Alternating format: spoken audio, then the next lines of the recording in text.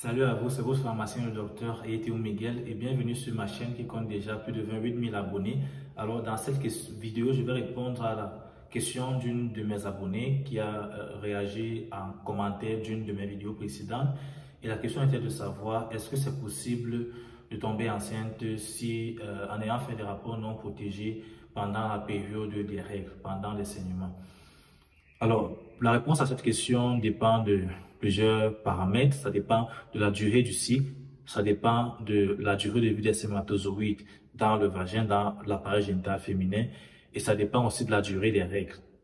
Pour mieux comprendre la vidéo, puisque je ne vais pas trop m'étendre dans cette vidéo, dans les explications, j'ai fait des vidéos précédemment sur comment déterminer la durée du cycle, comment déterminer la période féconde, comment déterminer si votre cycle est régulier et irrégulier, quelle est la différence entre cycle et règle, et plein d'autres vidéos sur la santé féminine que je vous invite à regarder et où vous aurez des explications beaucoup plus détaillées.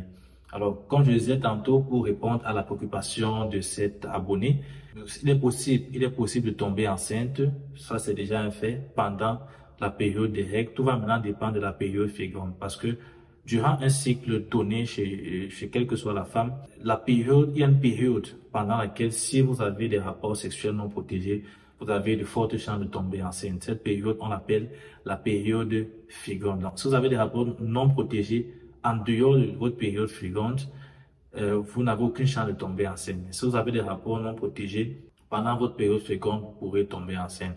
Donc, il est question dans cette vidéo, pour répondre à la préoccupation de cet abonné, de déterminer la période féconde et de la comparer à la période des règles. Est-ce qu'il est donc possible que certains jours de la période féconde tombent dans la période des règles, des saignements ou des menstrues? Et je dois rappeler que la période féconde s'étale en général sur une période d'une semaine de 7 jours. Donc, on va prendre 4 exemples. Tous les exemples seront pris déjà en considérant que la durée des règles, la durée des jours de saignement est de 4 jours. Donc, on suppose que vos règles durent 4 jours et on va prendre donc 4 exemples différents avec des durées de cycle mensuel différentes. Donc, dans le premier exemple, on va prendre un cycle de 21 jours. Dans un cycle de 21 jours, le jour de l'ovulation, la date d'ovulation est le 7e jour. On fait 21 moins 14. Et la période d'ovulation commence le 2e jour du cycle et s'achève le 9e jour du cycle, dans le cas de figure d'un cycle de 21 jours. Donc, puisque la période féconde commence le 2e jour du cycle et que les règles durent 4 jours, ça veut dire donc que le 2e jour de ce cycle est un jour de saignement, un jour de règles, ainsi que le 3e et le 4e. Donc, dans ce cas de figure, vous aurez donc la possibilité de tomber enceinte si vous avez des rapports non protégés pendant vos règles. Concernant le deuxième cas de figure, on va prendre un cycle qui dure 23 jours. Et dans ce cas, la date de l'ovulation est le 9e jour. Et la période ovulatoire commence dans le 5e jour et s'achève le 11e jour de ce cycle-là. Donc, le 5e jour, la période d'ovulation, comme je viens tantôt de le dire, commençant le 5e jour, ça exclut donc les jours des règles, puisqu'on est parti sur la base d'une durée des règles de 4 jours. Donc, le 5e jour, c'est le lendemain à la fin des règles. Donc, dans ce cas de figure, il est impossible pour vous de tomber enceinte pendant vos règles, pendant que vous saignez. On passe au troisième exemple. Dans le troisième exemple, on va prendre un cycle qui dure 28 jours.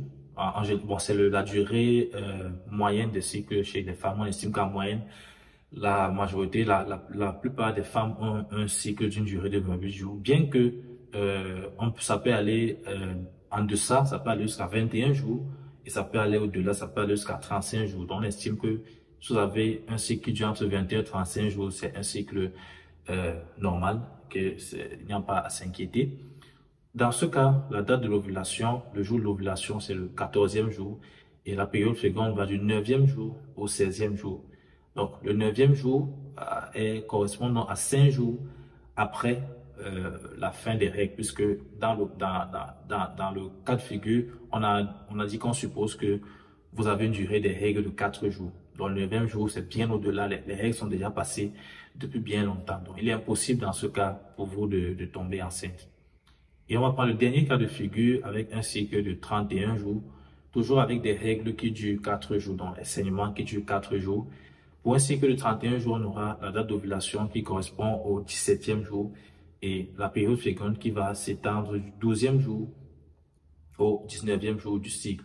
Donc, puisque la période féconde commence le 12e jour et que les règles finissent le 4e jour, il y a un écart d'environ 7 à 8 jours entre le début de la période féconde et la fin des règles. Ce qui veut donc dire qu'il n'y a aucune chance, dans ce cas de figure, de tomber enceinte en ayant un rapport ou des rapports non protégés pendant la période des règles.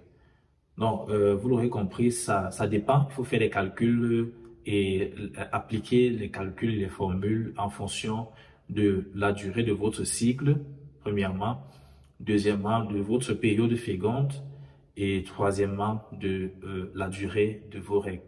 Parce qu'il y en a qui peuvent avoir des cycles courts ou des cycles longs. Il y en a qui peuvent avoir des règles courtes ou des règles longues. Et on estime qu'en moyenne, la durée normale des règles est de 2 à 7 jours. Donc, si vous avez des règles qui durent plus de 7 jours, plus d'une semaine, ce n'est en général pas normal. Et il serait préférable de consulter un gynécologue. Donc, je vous remercie d'avoir regardé cette vidéo. J'espère qu'elle vous aura été utile. N'hésitez pas à vous abonner, à liker, à partager.